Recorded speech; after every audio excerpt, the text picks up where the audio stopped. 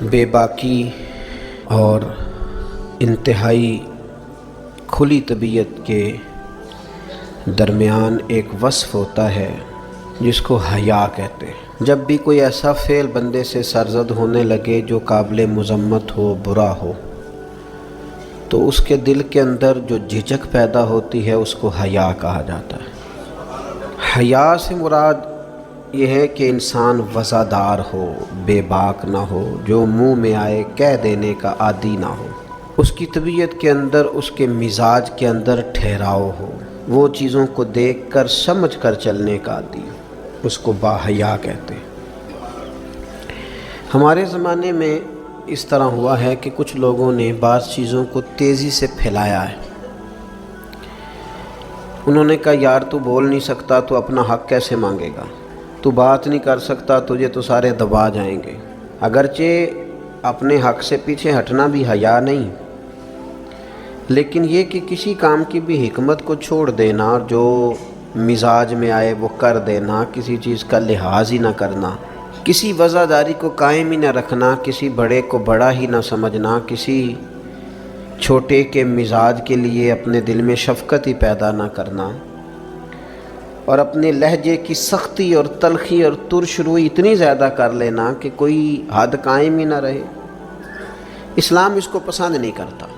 اور پھر یہ کہ شغل کے نام پر، مذاق کے نام پر ایسی چیزوں کو پروموٹ کرنا جو شرم و حیا کے بالکل خلاف ہوں، جس سے معاشرے کے اندر اس طرح کا ماحول پیدا ہو کہ وہ کوئی وزادار معاشرہ ہی نہ رہے، اس کو ناپسند کیا ہے قرآن مجید نے۔ اللہ تعالیٰ نے فرمایا ان الذین یحبون ان تشیع الفاحشہ، فرمایا بے شک جو لوگ یہ چاہتے ہیں کہ مسلمانوں میں بے حیائی کو پھیلا دیں، فحشاء کو عام کر دیں، بری باتوں کو لوگوں کے اندر پھیلا دیں۔ کن لوگوں میں؟ فی الذین آمنوا، وہ لوگ جو ایمان لے آئے، جو ایمان والوں کے اندر بے حیائی پھیلانا چاہتے ہیں۔ اور قرآن مجید کے الفاظ بڑے قابل غور ہیں، فرمایا ان الذین یحبون، بے شک وہ پسند کرتے ہیں، وہ چاہتے ہیں کہ ان تشیع الفاحشۃ فی الذین آمنوا، کہ بے حیائی پھیل جائے ان لوگوں میں جو ایمان لائے ہیں۔ تو مالک فرماتا ہے لہم عذاب علیم، ان لوگوں کے لیے دردناک عذاب ہے، اور ایسا نہیں ہے کہ یہ قیامت تک انتظار کریں گے پھر انہیں عذاب دیا جائے گا۔ یہ عذاب کہاں کہاں ملے گا؟ فی الدنیا والآخرہ، جو مسلمانوں میں بے حیائی پھیلانے کو پسند کرتے ہیں انہیں دنیا میں بھی عذاب ہوگا اور آخرت میں بھی عذاب ہوگا، اور عذاب بھی عذاب علیم، دردناک عذاب ہوگا۔ فرمایا واللہ یعلم وانتم لا تعلمون، اللہ جانتا ہے تم نہیں جانتے۔ حیا اور وزاداری کو قائم رکھنا، دیکھیں نا سب سے زیادہ بے نیاز تو اللہ ہے نا، لیکن اگر حضور فرمائیں کہ رب بھی حیا فرماتا ہے، حضور سید عالم علیہ السلام فرماتے ہیں اللہ حیا فرماتا ہے کہ اس کا بندہ اس کے سامنے ہاتھ پھیلائے اور اللہ اس کے ہاتھوں کو خالی واپس کر دے۔ اللہ حیا فرماتا ہے۔ کیا معنی ہے؟ کہ اللہ تبارک و تعالی لحاظ کرتا ہے اس بات کا کہ اس بندے کی امید نہ ٹوٹ جائے، رب کی بارگاہ سے جو اس کی توقع ہے وہ توقع نہ ختم ہو جائے۔ معنی کیا ہوا؟ آپ وزادار رہیں، آپ کے مزاج میں رکھ رکھاؤ ہو۔ بعض لوگ بعض اوقات ایسی بات بول دیتے ہیں، ایسی بات کر دیتے ہیں، اس طرح کی گفتگو ان سے سرزد ہوتی ہے کہ وہ محسوس ہوتا ہے کہ جو اس بندے کی شخصیت ہے نا، جو اس کی پرسنالٹی ہے، اس کے ساتھ وہ بات میچ نہیں ہوئی۔ تجھے تو بہت زیادہ خیال والا ہونا چاہیے، تیرے مزاج کے اندر تو بہت زیادہ وزاداری ہونی چاہیے۔ نبی پاک صلی اللہ تعالیٰ علیہ وسلم نے فرمایا رب حیا کرتا ہے، اور ایک مقام پہ حضور نے فرمایا جب سفید داڑھی والا مسلمان قبر میں جاتا ہے تو اللہ فرشتوں سے فرماتا ہے اسے عذاب نہ دینا، مجھے حیا آتی ہے۔ لیکن اگلے لفظ جو حضور نے بیان فرمائے وہ سمجھنے والے ہیں، فرمایا رب کہتا ہے مجھے حیا آتی ہے، تو بندے کو بھی تو حیا کرنا چاہیے۔ इसको भी हया करना चाहिए कि कोई तो मौका ऐसा हो जब मैं कोताहियों से बचूं। अब अगर मेरी उम्र के तकाज़े बढ़ गए हैं तो मेरे हिल्म के तकाज़े भी बढ़ जाएं, मेरी वज़ादारी के। वो हज़रत हाफिज़ सादी रहमतुल्लाह अलैह ने एक मकाम पे फरमाया करने लगे, मैंने 20-22 साल के बूढ़े भी देखे और मैंने 80-90 साल के नौजवान भी देखे।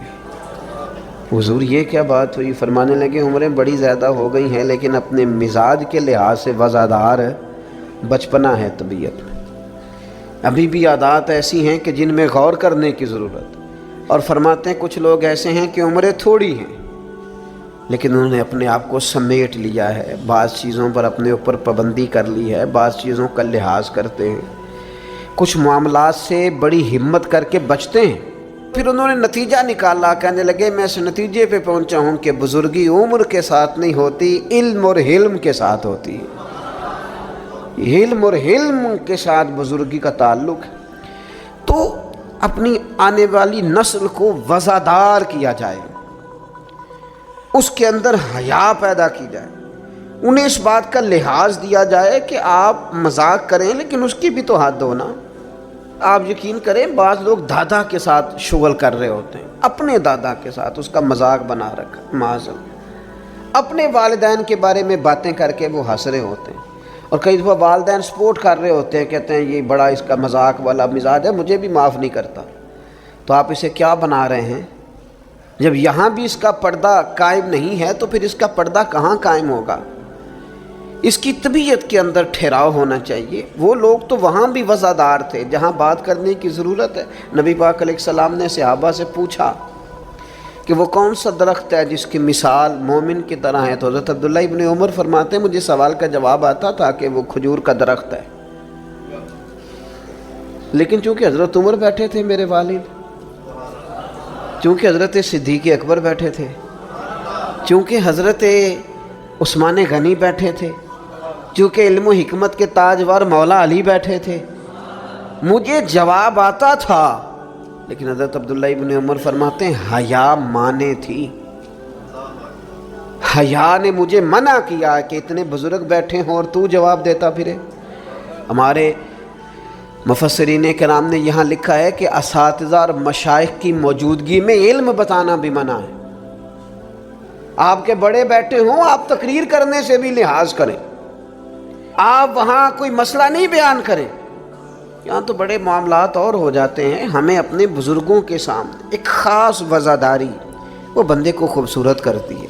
हज़रत अब्बास हुज़ूर के चचा हैं, उनके बेटे जनाब अब्दुल्ला इब्न अब्बास फरमाते हैं मेरे वालिद से किसी ने पूछा था आप बड़े हैं कि नबी पाक?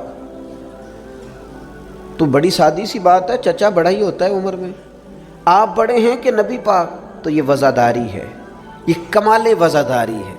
ये उन लोगों का तरीका है जो बड़े रसीले सजीले, जो बड़े खूबसूरत लोग होते हैं, जिनके लहजों से लफ्ज़ नहीं शहद टपकता है। हज़रत अब्बास रदी अल्लाह ताला अन्हु फरमाने लगे क्या कहा तुमने? मैं बड़ा हूँ कि हुजूर? फरमाने लगे बड़े तो हुजूर ही हैं, पैदा पहले मैं हुआ था, विलादत पहले मेरी हुई थी, बड़े बहरहाल वही हैं, पैदा पहले मैं हुआ था। ये जो वज़ादारियाँ हैं, ये जो खूबसूरतियाँ हैं, ये जो आपके मिजाज के अंदर खूबसूरती है, ये जो लहजे के अंदर हुस्न है, ये एक बड़ा ज़रूरी काम है। बहुत सारे लोग दीनी लोगों से मसला पूछने आते हैं, लेकिन उनमें 60% लोग वो होते हैं जो मसला पूछने नहीं आते, मुफ्ती साहब को मसला बताने आते हैं। मेरी तरह का बंदा तो चूँकि ज़रा जल्दी कायल हो जाता है, वक्त थोड़ा होता है, तो बहुत सारा टाइम नहीं दे पाते। तो मैं कहता हूँ कि आपके ख़्याल में जो मुझे कहना चाहिए वो आप मुझे बता दें, मैं आपको कह देता हूँ, क्योंकि आप जो चाह रहे हैं वो तो है आपकी मर्ज़ी का फतवा। तो मुझे आप बता दें भला इस सवाल का जवाब क्या होना चाहिए, मैं आपको बता देता हूँ। लेकिन अगर आप मुझसे पूछने आए हैं तो फिर आप हौसला करें, फिर दीन जो बात कहता है वो मुझे बयान करने दें, फिर मर्ज़ी का फतवा हासिल न करें, फिर ज़रा रुकें। और यही हालत बहुत सारे इल्ला माशाअल्लाह शागिर्दों की होती है। उनका ख्याल होता है उस्ताद मेरी मर्ज़ी के हिसाब से तालीम दे, मुरीदीन का ख्याल होता है कि शेख इस तरह करके चले। तो भाई तेरी शर्तों पे ही करना है, अगर तुझको कबूल तो ये सहूलत तो मुझे सारा जहां देता है। اگر تیری شرطوں پہ تو نے آنا ہے کہ میرے پاس یہ ٹائم ہے تو اس ٹائم آؤں گا، تو میں اس وقت پسند کرتا ہوں تو میں اس وقت آؤں گا، تو آپ اگر یہ کہیں گے تو پھر میں یہ تیری شرطوں پہ ہی کرنا ہے اگر تجھ کو قبول، یہ سہولت تو مجھے سارا جہاں دیتا ہے۔ پھر تو ٹھیک ہے، اگر ہم نے کچھ دو کی پالیسی پہ ہی تعلق بنانا ہے تو پھر استادی شاگردی تو نہ ہوئی، پھر تو ٹھیک ہو گیا، پھر یارانے کریں گے، دوستیاں کریں گے، اس طرح کے لوگ تو ڈھیروں مل جاتے ہیں۔ اپنی زندگی کے اندر وزاداری، خوبصورتی، ٹھہراؤ، لہجے کے اندر حسن، مزاج کے اندر ایک کمال۔ حضرت امام مالک رحمۃ اللہ علیہ کو کسی بات پر امام اعظم نے بڑا ڈانٹ دیا، شاگرد تھے، بڑا ڈانٹ دیا، سخت ڈانٹا، اور اس کے بعد بھی وقفے سے کبھی کوئی ایسی بات ہوتی تو امام صاحب کہتے ہیں میری طبیعت سے وہ غصہ نہ جاتا کہ یار اس نے ایسا کیوں کیا۔ کچھ عرصے کے بعد جا کے وہ بات کھلی کہ جس بات پر امام ابو مالک کو ڈانٹا ہے ان کی تو غلطی نہیں تھی، دوسرے کلاس فیلو کی غلطی تھی، انہوں نے تو یہ بات کہی نہیں، تو کسی اور نے کہی تھی اور نام ان کا لگ گیا۔ بچے کر دیتے ہیں نا شرارت، کسی نے کی نام کسی، تو امام اعظم ابو حنیفہ رحمۃ اللہ علیہ امام مالک سے کہنے لگے بیٹا تم نے بتایا کیوں نہیں، اتنی ڈانٹ کھا لی؟ حضرت امام مالک نے سر جھکا لیا، کہنے لگے حضور لوگوں کے جسموں پر لوگوں کا احسان ہوتا ہے، میری تو سانسوں پر بھی تیرا احسان ہے، میری سانسیں بھی تیری مقروض ہیں۔ یہ جو لوگ مالک کو جانتے ہیں یہ اس نسبت سے جانتے ہیں کہ یہ ابو حنیفہ کی گلی میں آتا جاتا ہے، سونیاں زندگی میں جتنا نام اور عروج پایا تیرے صدقے پایا، 4 جھڑکیاں نہ سہ سکتا تیرے نام پر، میں نے پسند نہیں کیا۔ اور پھر آپ نے پوچھا بھی تو نہیں نا کہ بتاؤ، آپ نے کہا ڈانٹ کھانی ہے تو دکھ قبول محمد بخشا بس راضی رہن پیارے، کوئی حرج نہیں۔ آپ نے کہا ڈانٹ کھانی ہے تو کھا لیتی، اس میں حرج والی کون سی بات؟ یہ خاص وزاداری، یہ خاص خوبصورتی۔ میں آپ سے عرض کروں، ہمارے گھروں میں جو بڑے بوڑھے ہوتے ہیں نا، وہ جب پڑھی لکھی بہو لے کے آتے ہیں نا تو اس کا مطلب یہ تھوڑی ہوتا ہے کہ وہ بیچارے ہانپتے کامتے رہیں گے، ڈرتے رہیں گے کہ جناب بہو بڑی پڑھی لکھی ہے یا داماد بہت پڑھا لکھا ہے تو کوئی ایسی بات نہ ہو جائے کہ وہ کہے ہو بابے کو تو پتہ ہی نہیں۔ پڑھا لکھا وہ بندہ ہوتا ہے جو دوسروں کے مزاج کی رعایت کرے، جو تھوڑا سا سمجھے کہ میری اس چیز کی وجہ سے کوئی شخص کسی کمزوری کا شکار تو نہیں ہو رہا۔ اگر آپ نے تربیت کی ہے تو پھر تربیت کا معنی تو یہ ہونا چاہیے کہ اسے ادب بھی کرنا ہے، پیار بھی کرنا ہے، گھر کے بزرگوں کے حق میں اس کے رویے میں نرمی بھی آئے۔ اور اگر آپ نے تربیت یہ کی ہے کہ ہم چما دیگرے نیز تمہاری طرح کا دوسرا کوئی نہیں، تو پھر یاد رکھو اگر تمہاری طرح کا دوسرا کوئی نہیں نا تو پھر تمہیں بھی کوئی ماننے کو تیار نہیں ہے۔ پھر جعلی رعب اور ہوتا ہے اور دلوں میں محبت اور ہوتی ہے، پھر ان چیزوں میں فرق ہوتا ہے۔ اگر آپ تعلیم یافتہ ہیں تو آپ دوسروں کے مزاج کی رعایت کریں، آپ کو پھر حضرت مولا علی شیر خدا رضی اللہ تعالیٰ عنہ سے آپ نے فرمایا ایک مقام پہ فرمایا ہر چیز کی زکوٰۃ ہوتی ہے، عقل کی زکوٰۃ پتہ کیا ہے؟ حضور کیا فرمایا؟ عقل کی زکوٰۃ جاہلوں کے ساتھ گزارا کرنا ہے۔ تیری عقل کی زکوٰۃ نکلے گی، تجھے پتہ چلے گا کہ تو کس طرح گزارا کرتا ہے، اور اگر تو جاہل سے گزارے نہیں کر سکتا تو پھر اس کا مطلب یہ ہے کہ تو نے علم کو سمجھا۔ عزیز دوست آپ غور فرمائیں اور اس پر آپ توجہ رکھیں گے کہ وزاداری، لفظوں کا چناؤ۔ قرآن مجید نے کہا یا ایھا الذین آمنوا لا تقولوا راعنا وقولوا انظرنا، اے ایمان والو تم نے جب میرے محبوب سے بات کرنی ہے تو راعنا نہیں کہنا، انظرنا کہنا ہے۔ یہ نہیں کہنا حضور سمجھ نہیں آئی رعایت کر دے، یہ کہنا یا رسول اللہ ایک نظر کرم کر دے، ذرا بات دوبارہ سمجھا دیں۔ آپ اچھے جملے تلاش کے، وزاداری کے ساتھ، ایک خاص حیا کے ساتھ۔ حضرت مولا علی شیر خدا فرماتے ہیں حضور سے مسئلہ پوچھنا تھا۔ مسئلہ پوچھنا بڑا ضروری کام ہے، اگر آپ مسئلہ دریافت نہیں کرتے تو بڑا عرصہ تک ماحول اس طرح کا رہ جاتا ہے کہ جس سے آپ جہالت میں ہی وہ کام کرتے رہتے ہیں۔ مسئلہ پوچھیں گے تو بات بہتر ہوگی، آپ بات پوچھ لیں گے، بات کلیئر ہو جائے گی، آپ پھر صاف ستھرے معاملے کے ساتھ عمل کر سکیں گے۔ تو حضرت مولا علی کہتے ہیں حضور سے مسئلہ پوچھنا تھا، اب سوال کرنا بڑا ضروری ہے، خود حدیث پاک میں موجود ہے سوال کرنا آدھا علم ہے۔ لیکن حضرت علی کہتے ہیں نبی کریم سے مسئلہ پوچھنا تھا، میں نے مہینوں انتظار کیا، ہفتوں انتظار کرتا میں، میرا خیال تھا کہ میں سوال کی تکلیف بھی نہ دوں، کوئی اور آ جائے آ کے حضور سے مسئلہ پوچھ لے، حیا مانی تھی میں داماد ہوں حضور کا رشتے میں۔ کچھ ایسی باتیں ہیں جو حیا کے مانند میں سوال نہ کرتا، میرا دل ہوتا کوئی اور پوچھ لے، وہ پوچھے گا حضور بتائیں گے، ساتھ میرا مسئلہ بھی حل ہو جائے گا۔ لیکن جہاں لوگ بے باکی کو اور بے حیائی کو کہتے ہیں جی اوہ ہو میں پرواہ نہیں کرتا، تو یہ تو بھئی آپ نہیں پرواہ کرتے تو آپ کی مرضی ہے۔ اور ہمارے زمانے میں ویسے بھی جو زیادہ بدتمیز ہوتا ہے اس کا عروج بھی زیادہ ہوتا ہے، بدتمیزوں سے لوگ ڈرتے ہیں۔ بدتمیز جو ہوا لوگ اس سے ڈرتے ہیں، کہتے ہیں کوئی ایسی بدتمیزی کر دے گا کہ بعد میں دقت ہوگی۔ وہ شریف آدمی اس سے جھجک رہا ہوتا ہے، وہ سمجھ رہا ہوتا ہے میں بڑی شے ہوں، تو کچھ بھی نہیں ہے بھائی، تو بدتمیز ہے۔ اور کچھ لوگ گند سے اس لیے بچتے ہیں کہ اس میں روڑا پھینکا تو چھینٹے پڑیں گے، پھر کپڑے بدلنے پڑیں گے، نہانا پڑے گا، اس لیے لوگ بچ کے گزرتے ہیں۔ تیرا خیال ہے کہ تجھ سے بڑا لوگ ڈرتے ہیں؟ تو اپنی زندگی میں وزاداری، شرم و حیا۔ اب دیکھیے سیدہ عائشہ صدیقہ رضی اللہ تعالیٰ عنہ ارشاد فرماتی ہیں نبی پاک علیہ السلام عرب کی کنواری لڑکیوں سے بھی زیادہ حیا والے تھے، شرمیلے تھے۔ حضور علیہ السلام فٹافٹ بے باک ہو کر کسی سے کوئی بات نہ کرتے۔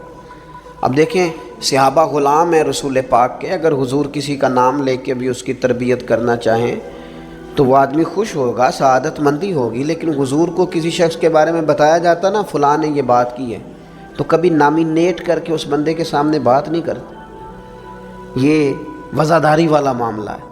تو محبوب کیا فرماتے؟ حضور فرماتے لوگوں کو کیا ہو گیا ہے، اب انہوں نے اس طرح کرنا شروع کر دیا، وہ ایک کی بات ہوتی سب کو سمجھ آ جاتی اور اس کے بھی ساتھ لگتے اصلاح ہو جاتی۔ اپنی مزاج سے اپنی وزاداری کو ختم نہیں کریں، اپنے لہجے کو ختم نہ کریں۔ میں مذہبی اسٹیجوں پہ دیکھتا ہوں، مجھے بڑی تکلیف ہوتی، جو فلانی چیز نہ مانے وہ حلالی نہیں، جو فلانی بات کا جواب نہ دے باپ کا ہی نہیں۔ یہ آپ کا سٹائل ہے؟ یہ دیندار لوگ اس طرح بات کرتے ہیں؟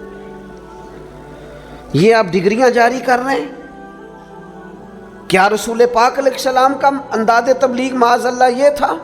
میں کیا کروں، صرف میں دینی لوگوں کی بات نہیں کر رہا، جو آدمی گندے لطیفے سناتا ہے نا اسٹیج پہ بیٹھ کے، اس کی آپ فین فالوئنگ دیکھیں کتنی زیادہ ہے۔ سٹیٹس کیا ہے؟ گند بولتا ہے، لطیفے سناتا ہے، اور اس کو سننے والوں کی تعداد کیا او آ رہی ہے، دنیا ٹوٹ کے پڑ رہی ہے۔ یہ ہمارے معاشرے کے مجموعی مزاج کی عکاسی کرتی ہے کہ وزاداری کس حد تک ختم ہو گئی، اپنے انداز میں، اپنے لب و لہجے میں، خاص شرم و حیا، خاص خوبصورتی۔ ہمارے جو دیہاتی گھر ہوتے تھے ان کے اندر بڑی وزاداری ہوتی تھی، ان کے اندر بڑا خیال رکھا جاتا تھا، چیزوں کو بڑا سمجھا جاتا تھا۔ یہاں آپ حالت دیکھ لیں، شادی بیٹی کی ہو یا بیٹے کی ہو، سارا خاندان بیوٹی پارلر میں بیٹھا ہوتا ہے، کوئی وزاداری نہیں رہی، کوئی وہ معاملہ ہی نہیں رہا جس میں حسن ہوتا تھا، خوبصورتی ہوتی تھی۔ رسول پاک صلی اللہ تعالی علیہ وسلم نے فرمایا حیا خیر ہی خیر ہے، حیا سراپا خیر ہے۔ تیرا جھکا جھکا لہجہ، تیرے جھجکتے لفظ، تیری ٹھہری ٹھہری باتیں، تیرا ذرا سمٹ کر چلنا، سمٹ کر بات کرنا، تیرے لہجوں کا ٹھہراؤ، گویا یہ وہ ٹھنڈی ہوا ہے جو چلے گی تو صحیح پر کسی کو فائدہ دے گی، نقصان نہیں دے گی۔ لیکن اگر تیرا خیال طوفان بننے کا ہے، پھر ایسا نہ ہو کہ درخت بھی ٹوٹیں، رستے بھی بند ہوں، عمارتیں بھی گریں۔ حضور نے فرمایا حیا خیر ہی خیر ہے، حیا جہاں آتی ہے خیر لاتی۔ نبی پاک صلی اللہ تعالی علیہ وآلہ وسلم ایک جگہ سے گزرے، یہ بخاری میں موجود ہے، تو ایک شخص اپنے بھائی کو سمجھا رہا تھا، اسے کہہ رہا تھا یار تو بڑا ہی شرمیلا ہے، اس طرح بھی کوئی کام ہوتا ہے؟ تیری شرم و حیا کی وجہ سے بڑے مسائل بنتے۔ بھائی کو ڈانٹ رہا تھا کہ تو اس قدر زیادہ جھجکتا ہے، شرمیلا ہے کہ بڑے ہمارے مسائل خراب ہو گئے تیری جھجک کی وجہ سے۔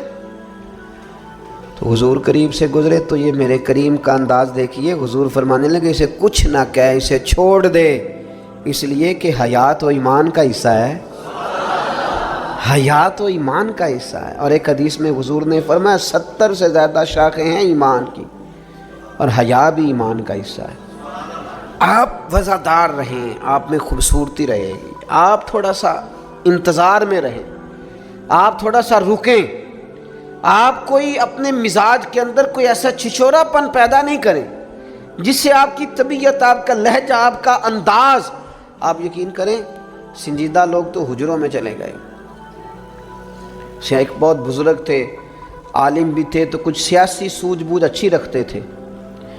میری ان سے ملاقات ہوئی تو میں نے ان سے کہا کہ صاحب آپ کو تو بڑا اچھا سیاستدان سمجھا جاتا تھا، تو کیا ہوا آپ چھوڑ گئے؟ کہنے لگے موجودہ سیاست سے وزاداری رخصت ہو گئی، لہذا ہم نے بھی ارادہ کیا ہے کہ اب یہ دامن بچانے والا کام ہے، لہذا قبل از وقت بھرا میلہ چھوڑ دینے کا ارادہ کیا ہے، اب یہ ماحول ہمارے والا نہیں رہا، ہم دامن بچانے کا ارادہ کیا ہے کہ اس میں وزاداری نہیں۔ میرے عزیز، کبھی بھی اپنے مزاج سے، اپنے مرتبے سے، اپنے وقار سے نیچے اتر کر کبھی کوئی بات نہ کریں، کبھی کوئی کاروبار نہ کریں، کبھی کوئی لین دین نہ کریں۔ آپ اپنی وزاداری، اپنا حسن، اپنے ایمان اور تقوی کے ثمرات کی حفاظت کریں، کسی جگہ کوئی کمزوری نہیں دکھائیں، آپ اس خوبصورتی کا شکار رہیں جو اسلام نے عطا کی، اور اسے اپنے دامن میں بہت بڑی نعمت سمجھ کے سما کے رکھیں، کوئی کمزوری نہ دکھائیں۔ تھوڑی سی مشکل ہوتی ہے جب انسان زمانے کے ساتھ مل کے نہیں چلتا تو مشکلات آتی ہیں تھوڑی بہت، جب دور کے مطابق فیشن نہیں کرتا تو ظاہر ہے اسے لوگ پینڈو بھی کہتے ہیں، اسے جاہل بھی کہتے ہیں، اسے یہ بھی کہتے ہیں کہ اسے شعور کوئی نہیں، یہ تانے تھوڑے بہت سننے پڑتے ہیں، لیکن آپ کی وزاداری، آپ کے وقار میں، آپ کے لہجے میں کسی قسم کی کوئی کمزوری نہیں آنی چاہیے۔ آپ ایک نمونہ ہیں، اور یہ مت سمجھیے گا کہ لوگ صرف آپ کی تقریر سے تاثر لیتے ہیں، آپ کا نمونہ عمل آپ کے گھر سے لے کر دوستوں کی محفل تک وہ شمار کیا جاتا ہے۔ آپ بڑی خوبصورتی کے ساتھ، حضرت غوث اعظم رضی اللہ تعالیٰ عنہ 2000 دینار کا جوڑا پہن کے جمعے کا خطبہ دیتے تھے، سبحان اللہ، 2000 دینار کا جوڑا۔ تو آپ کی اہلیہ نے ایک دن کہا کہ حضرت کئی دفعہ ایسے ہوتا ہے کہ صبح کا کھانا گھر میں ہوتا ہے اور شام کا نہیں ہوتا، لیکن آپ جب منبر کی طرف بڑھتے ہیں تو آپ کا لباس اتنا شاہانہ ہوتا ہے کہ لوگ سمجھتے ہیں پتہ نہیں ہم کتنے کو مالدار ہیں۔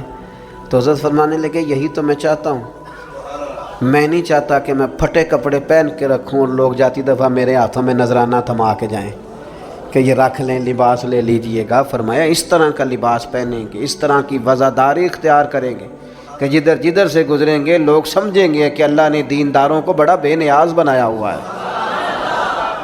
ہم اپنی وزاداری کے اندر کیوں کوئی کمزوری لائیں؟ اپنے مزاج کے اندر آپ یقین کریں حضرت سعدی شیرازی قرضہ پکڑ کے مہمان نوازی کرتے تھے، قرضے پکڑ پکڑ کے لوگوں کو کھانا کھلانا، اس لیے کہ وزاداری قائم رہے، اور کسی جگہ کسی کمزوری کا اظہار نہیں کرنا تاکہ کسی کو پتہ نہ چل جائے، کوئی یہ نہ سمجھے کہ دین کے نام پہ آئے ہیں تو بار بار یہاں سے سوال ہو رہا ہے۔ تو یہ حیا ہے، یہ خوبصورتی ہے، یہ مزاج کا حسن ہے۔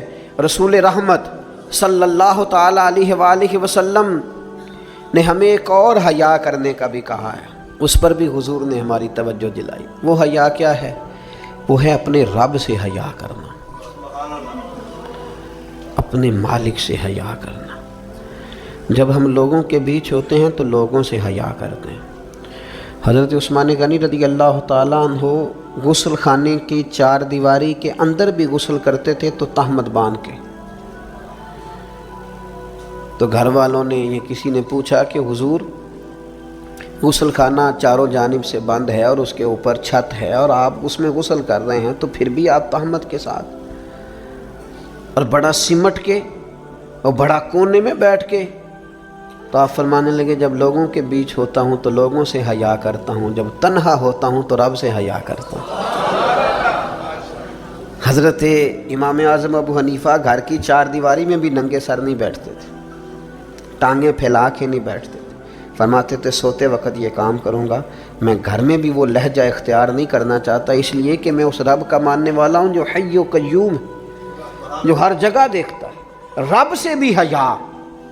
اور آپ کو پتہ ہے ہمارے صوفیاء نے فرمایا ہے کہ سب سے زیادہ اللہ سے وہ بندہ حیا کرتا ہے جو اپنے خیالات پر کنٹرول کرتا ہے، اپنے جذبات پر کنٹرول کرتا ہے، جو وسوسوں کو نہیں آنے دیتا، جو اپنی طبیعت میں کوشش کرتا ہے کہ اچھے خیالات ہی رہیں، وسوسے آئیں تو جھٹک دیے جائیں، اس لیے کہ وہ نبی پاک علیہ السلام کا جو فرمان موجود ہے نا کہ رب نہ تمہاری جیبیں دیکھتا ہے نہ صورتیں دیکھتا ہے، وہ جب دیکھتا ہے تمہارا دل دیکھتا ہے، تو وہ حیا کرتے ہیں کہ دل میں کوئی ایسا خیال آئے جو غلط ہو، برا ہو، گندا ہو، چونکہ مالک نے دیکھنا ہے، وہ اس لیے خانہ دل کو صاف رکھتے ہیں۔ دیکھیں نا کوئی مہمان گھر میں آتا ہے تو لوگ فٹافٹ صفائی نہیں کرتے، چیزیں نہیں اٹھاتے کہ وہ کیا سوچے گا یہ کتنے میلے کچیلے ہیں، کیونکہ مہمان نے دیکھنا ہے، اور جس دل کو رب رحمان نے دیکھنا ہے اس کی صفائی رکھنا کہ اس میں گندے برے خیالات، ہرس، ہوس، لالچ، حسد، بغض، کینہ، عداوت، بددیانتی، بدگمانی یہ موجود نہ ہو، چونکہ رب نے دیکھنا۔ اللہ کے پیارے رسول صلی اللہ تعالیٰ علیہ وسلم نے فرمایا اللہ تعالیٰ سے حیا کرو جس طرح حیا کرنے کا حق ہے۔ تو صحابہ کہتے ہیں ہم نے عرض کی یا رسول اللہ صلی اللہ تعالیٰ علیہ وسلم الحمدللہ ہم اللہ سے حیا کرتے ہیں، تو حضور نے فرمایا حیا کا وہ معنی نہیں جو تم نے سمجھا ہے، تو یا رسول اللہ پھر سمجھا دیں کیا معنی ہے حیا کا؟ تو نبی پاک علیہ السلام فرمانے لگے اللہ سے حیا کا حق یہ ہے کہ تم اپنے سر میں جو موجود افکار ہیں ان کی حفاظت کرو، اپنی سوچوں کی حفاظت کرو، پھر تم نے اللہ سے حیا کی۔ اور حضور فرمانے لگے جو کچھ تمہارے پیٹ کے اندر ہے جب تم اس کی حفاظت کرو گے تو پھر تم نے اپنے رب سے حیا کی، یعنی حرام نہ کھانا۔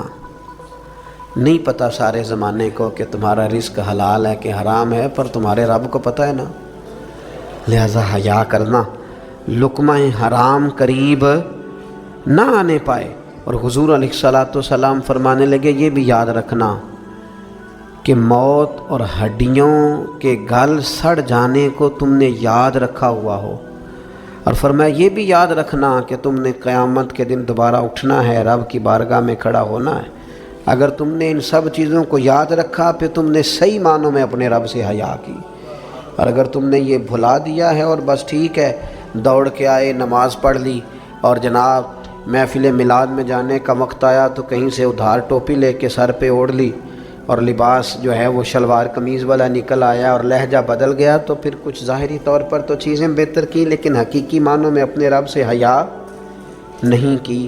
حضور فرماتے ہیں کچھ لوگ تہامہ پہاڑ جتنی نیکیاں لے کے آئیں گے قیامت کے دن، لیکن وہ اللہ ہوا میں اڑا دے گا۔ کیوں؟